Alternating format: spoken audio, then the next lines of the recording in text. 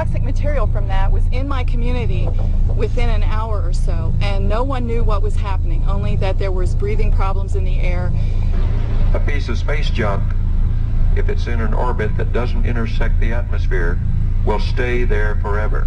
The money that's going into these programs is resulting in more homeless people, more hungry people, more people who can't get health care. I mean, the militarization of space is a real threat to survival, serious threat to survival. That was a lesson that we all should have learned, that if the plutonium had showered down upon us, we'd still be afflicted by it and we'd all have cancer by now. Well, I would submit to you that this idea of national missile defense is really a Trojan horse.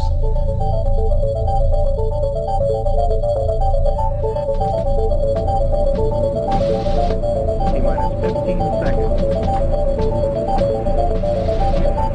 T-minus 10, 9, 8, 7, 6. We have main engine start. 4, 3, 2, 1, and liftoff. And it has cleared the tower.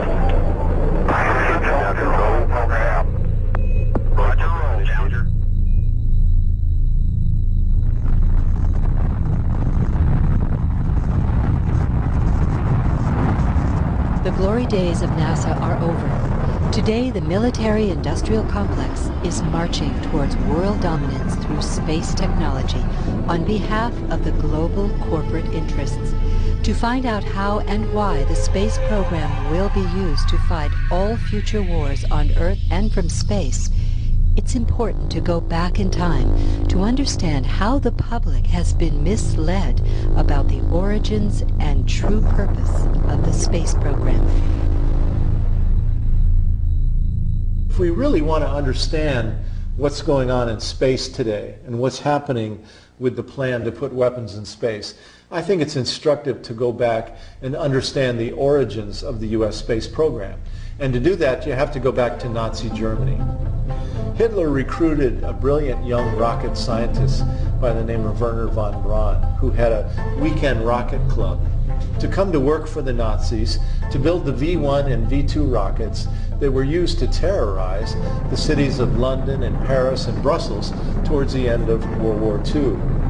And for von Braun and his team, they set up along the Baltic Sea a place called Peenemünde. It was a research and development center for the Nazi rocket operation. And to this place at Peenemünde, the Nazis brought thousands of Jews and French resistance fighters to serve as prisoners, essentially slaves, to build this production effort. Well, the British found out about it, went in and bombed the entire operation. And so the Nazis said, we've got to move to a more secure location. And down inside of central Germany, there's a mountain chain called the Harz Mountains. And in that mountain, there's a huge tunnel where the Nazis were storing military hardware. Well, they cleared the whole thing out, moved the entire rocket operation into the tunnel, named it Mittelwerk. And just outside the mountain tunnel at Mittelwerk, the Nazis built a brand new concentration camp called Dora.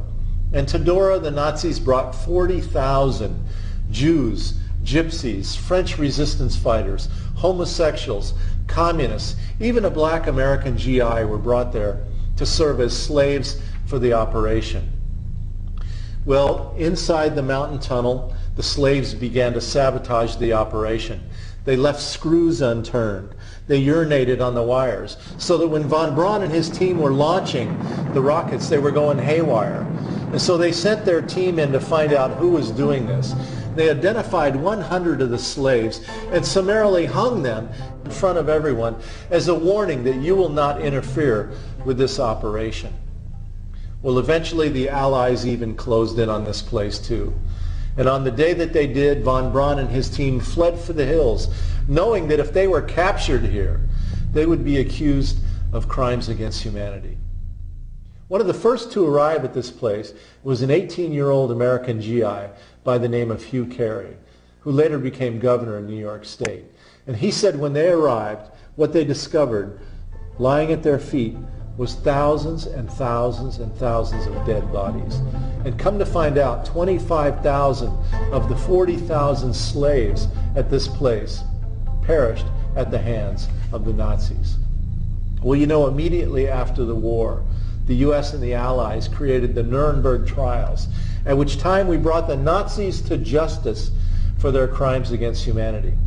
But 1,500 of the top Nazis never went to trial. They were smuggled into the United States by the U.S. military under a program called Operation Paperclip, smuggled in through Boston and West Palm Beach, Florida.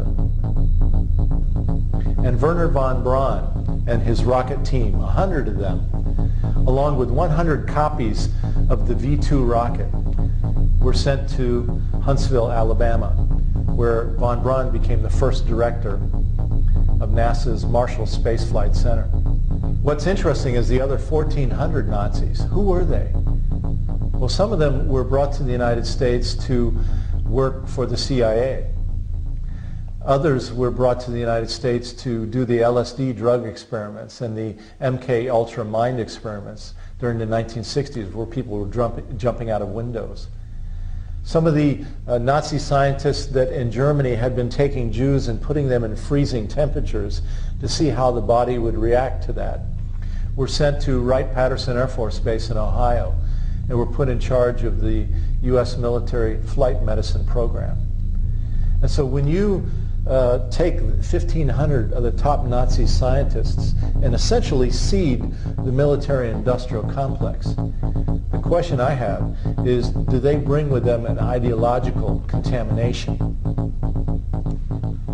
Well, not only did von Braun go to work for NASA, but the guy that was in charge of the V-2 flight test program up at Peenemünde along the Baltic Sea, a guy by the name of Kurt Diebes, became the first director of the Kennedy Space Center in Florida. And then the man that recruited von Braun, Major General Walter Dornberger, the guy that was sent by Hitler to recruit von Braun to come to work for the Nazis, he became vice president of Bell Aerosystems Corporation in New York that made its riches building the helicopters for the war in Vietnam. In fact, when NASA was created, the U.S. military freaked out. You're going to have a civilian space program? You can't do that. The military has to be in charge of space. Oh, don't worry, don't worry, the military was told. From the first day, we're going to have a NASA oversight committee that ensures that the Pentagon controls the space program.